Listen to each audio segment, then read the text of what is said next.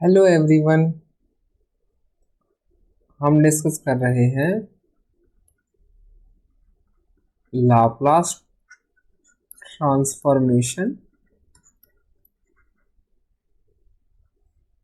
Laplace transformation का mathematics और physics में अक्सर उपयोग होता है। तो हम इसकी परिभाषा से देखते हैं, इसका डेफिनेशन देखते हैं। Let ft is a function for all positive integer value of t, then Laplace transformation of function ft is the function of s integral over 0 to infinity e raised to power of minus st ft dt. So this is the definition of Laplace transformation. Laplace transformation में कुछ important फॉर्मूले का उपयोग किया जाता है। हम उनको यहाँ पर देखते हैं कि वो इम्पोर्टेंट फॉर्मूले क्या है। Laplace transformation of 1 which is equals to 1 by s, Laplace transformation of t raised to power of n which is the factorial n upon s raised to power of n plus 1, the Laplace transformation of e raised to power of at equals to 1 upon s minus a. Fourth is the Laplace transformation of sin at equals to a upon s square plus a square. Fifth one is Laplace transformation of cos at equals to s upon s square plus a square.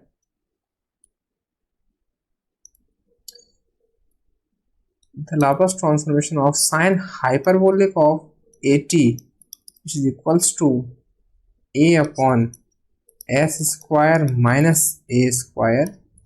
Seventh, the Laplace transformation of cos hyperbolic of at equals to s upon s square minus a square. So these are the important formulae in the Laplace transformation. हम इनको आगे एक एक कर इनको describe करेंगे, इनको drive करने की कोशिश करेंगे। So first one is the Laplace transformation of 1. हमने definition integral over 0 to infinity e raised to power of minus st 1 the dt. e raised to power of minus st का integration हो जाएगा e की power of minus st over minus s। इसकी limit हमने लगा दी है कि 0 to infinity, 1/s को हमने बाहर निकाल लिया है माइनस 1/s। e एक्सपोनेंशियल को हम नीचे लेकर आए हैं e की पावर ऑफ st, इसकी limits 0 to infinity minus of 1/s। हमने यहाँ पर इसकी लिमिट्स इसमें रख दी हैं, तो upper limit minus lower limit.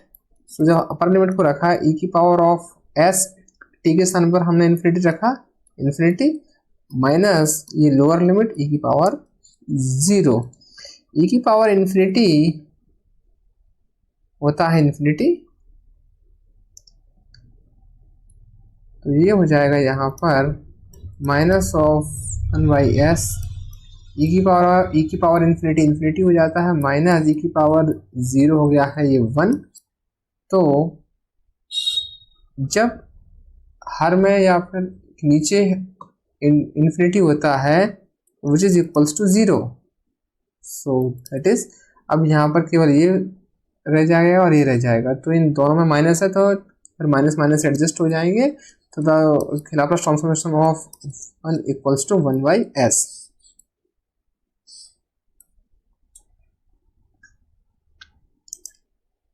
Second one is the Laplace transformation of t की power of n, which is most important and the more general formula in the Laplace transformation. So इसको describe किया हमने by the definition integral over 0 to infinity e raised to power of minus st t raised to power of n and dt। यहाँ पर हम कुछ assumption लेंगे let s t equals to x, तो t equals to हो गया है x upon S. तो यहाँ से जब हम इसका डिफरेंशियल लेंगे तो डिफरेंशियल हो जाएगा d t equals to d x by s.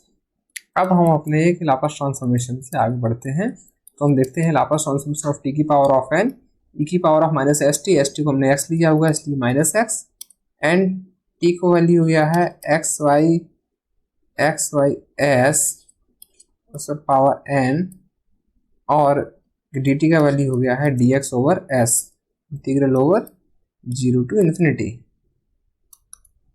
अब ये हो जाएगा integral over 0 to infinity e की power of minus x x n d x. अब यहाँ से देखिए आप s पर एक पावर n लगा हुआ है, यहाँ पर पावर है 1, तो s पर टोटल पावर हो जाएगा n+1। जब हम इसको आगे डिफाइन करें तो लाप्लास ट्रांसफॉर्मेशन ऑफ टी की power of n equals to 1 upon s raise to power of n+1। अब ये हमारा हो जाता है, यहाँ से हम स्टार्ट करते हैं, यहाँ से इंट्रोडक्शन करते हैं गामा इंटीग्रेशन का। तो गामा इंटीग्रेशन क्या है,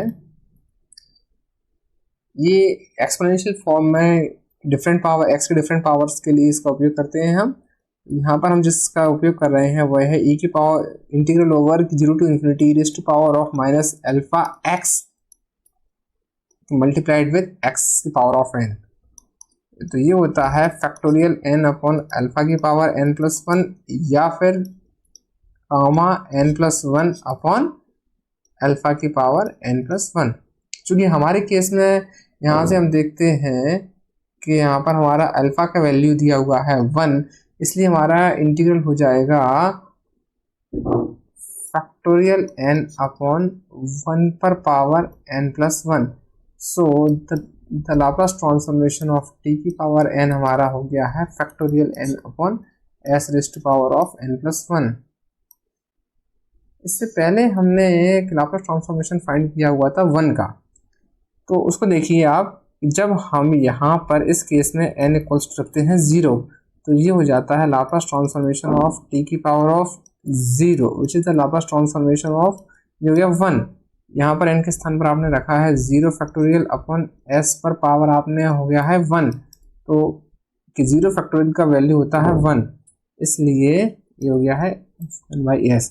तो आपने देखा कि Laplace transformation of 1 equals to 1/s हमको यहाँ पर फाइंड हुआ है, इसलिए यह फॉर्मूला अधिक उपयोग होता है, इसलिए आप इसको अच्छे से करेंगे। थर्ड फॉर्मूला हमारा है लाप्लास ट्रांसफॉर्मेशन ऑफ ई की पावर ऑफ at, तो इसको भी हम उसी डेफिनेशन से लेके चलते हैं, integral over 0 to infinity e की power of minus s T E की पावर ऑफ at।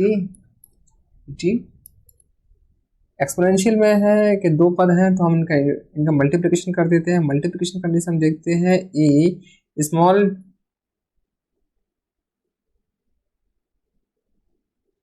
को हमने कॉमन ले लिया है, तो ये हो गया है minus s minus a t t integral over 0 to infinity.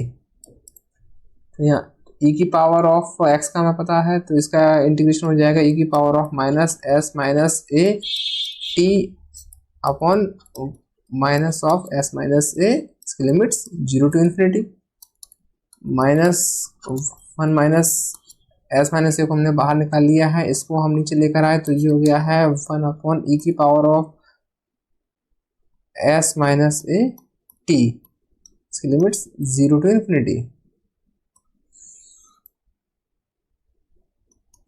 Laplace transformation of e की power of at minus 1 upon s minus a. अब यहाँ से हमने इसकी लिमिट्स रख दी हैं, upper limit minus lower limit, e की पावर ऑफ अपर लिमिट रखा तो ये ई की power infinity minus lower limit e की पावर ऑफ 0, ये हो जाएगा 1 upon s minus a 1 upon infinity minus ये हो गया है 1, और 1 अपॉन इन्फिनिटी हमने देखा हुआ था ये होता है 0 के बराबर, इसलिए यहाँ से अब सिर्फ और सिर्फ ये स्टेप बचा है, ये स्टेप बचा है, तो ये माइनस और ये माइनस मिलकर ये एडजस्ट हो जाते हैं, तो 1 upon s minus a. So the Laplace transformation of e की power of at equals to 1 upon s is to power of 1 upon s minus a. In the next class हम discuss करेंगे Laplace transformation of sine at, cos at, sine hyperbolic at, cos hyperbolic at। Thank you so much.